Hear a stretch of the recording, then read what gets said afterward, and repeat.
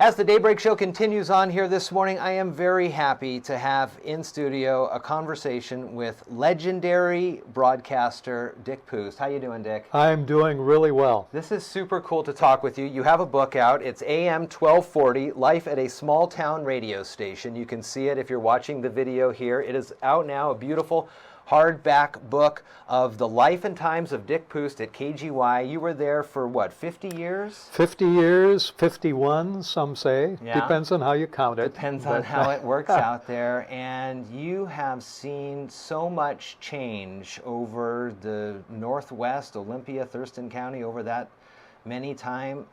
How did you get started in broadcasting? What was it that you heard that first time that said you want to be a broadcaster?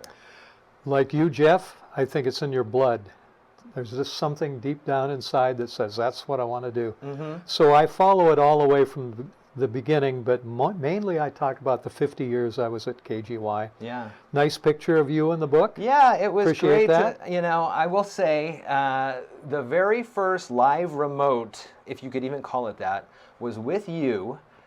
It was just as I was part-time at KGY right after going to Bates, and I was part-time here at KMAS. So I was doing double duty at the Mason County Fair, and you were there walking around, and I followed you around for a little bit, and I'm sure you don't remember this, was 15, 16 years ago, but you handed me your cell phone on a live drop to do a walkabout, and that was my first kind of live, hey, here we are at the Mason County Fair. It was so great, and I just have got great memories of that time that we spent at KGY together. We didn't really cross paths a lot, but I learned a lot there, and it's a beautiful place.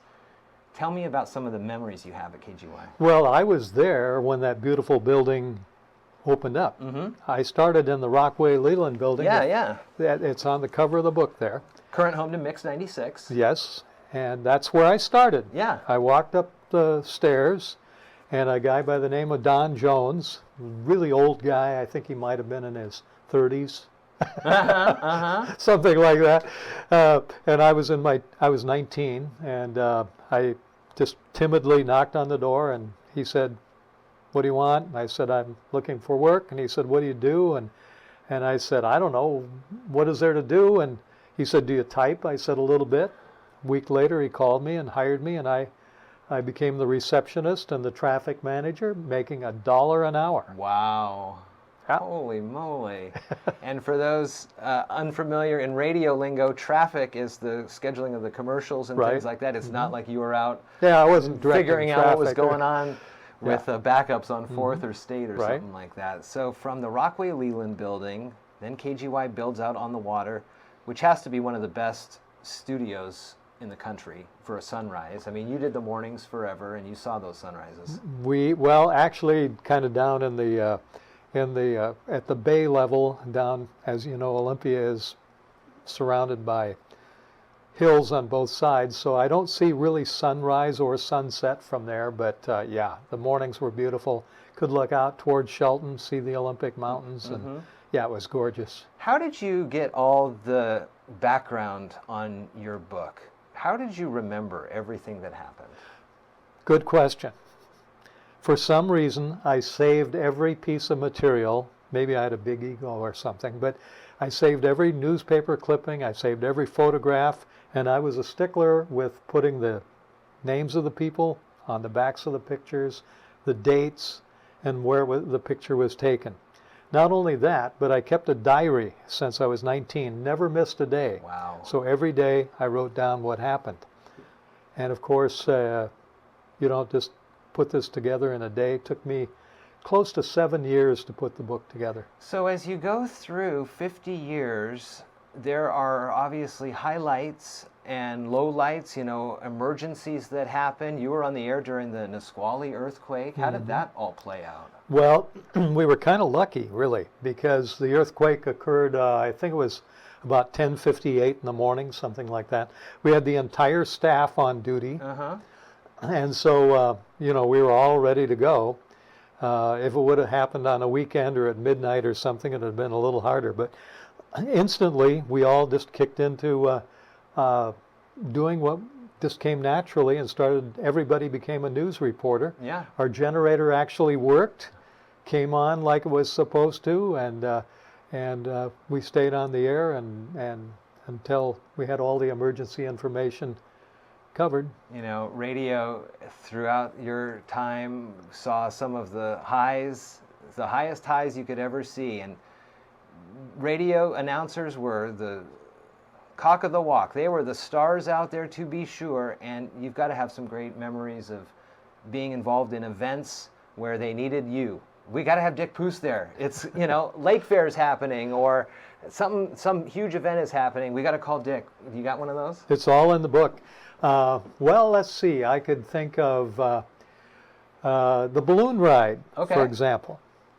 KGY was involved in the United Way. I forget the slogan, but it had to do with anything's possible, sky's the limit or Yeah. something. And we gave away a ride in a hot air balloon. And I thought it was going to be a tethered thing where they had a rope attached to it and we'd go up for a few feet and right back down. Sure. That's what I was told, and that's the way I advertised it. And a guy by the name of George Narazonik, who turned out to be a World War II hero. He was in the, I forget what battle, but he stormed Normandy or Oh my something. I gosh. mean, the guy was a true bona fide hero. He was the winner and went up in the balloon with me. Thank goodness it was somebody That knew what they were doing. that you know, with a lot more courage than I had.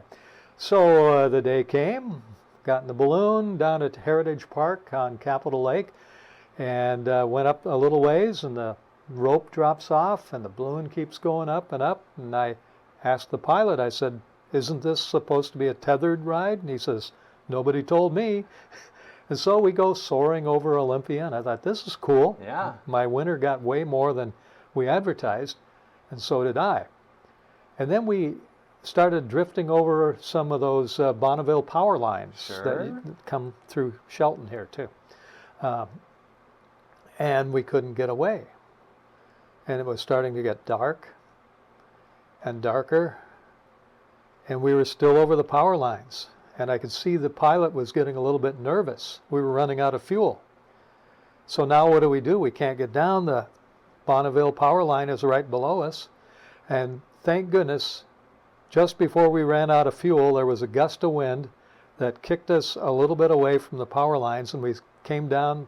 Pilot said, "We're going down." Wow. And so we dropped, brushed the tops of some trees, and I thought, I'm going to grab one of these trees as we, because I know how to climb down a tree. Sure. At least I did that when I was a kid. And the pilot says, no, don't do that. And so we bounced over a road. I mean, we flew over a road and some lower power lines, and then crashed in a field. Nobody got hurt, Wow. but it was a lot of fun. That's just one of the stories that is in AM1240, Life at a Small Town Radio Station by Dick Pust. Here's the book now. Where are folks going to be able to get this? Well, that's a limited edition, hard copy. Okay. That's sold out. But I am coming out with a soft cover, be just as nice, less expensive. Should be out in August. Okay. And you can get information by going to AM1240book at Comcast.net. We'll put that link on there too for Yeah, folks. AM1240book at Comcast.net, and I will get you some ordering information. Well, you know, Dick, we could just talk for hours and hours about all sorts of things between KGY and broadcasting and just radio in general, but I, grew up listening to you, and it was always such a great experience in the winter months to wake up early and listen for the school reports and the snow delays and closures, and then to be honored and allowed to make those same announcements later down the road. Hear the code word, you get the code word from the superintendents, and it's really awesome. And, great voice, great guy, and it's been a pleasure to know you over the years. Get the book, AM1240, Life at a Small Town Radio Station by Dick Pust. Thank you. My pleasure, Jeff.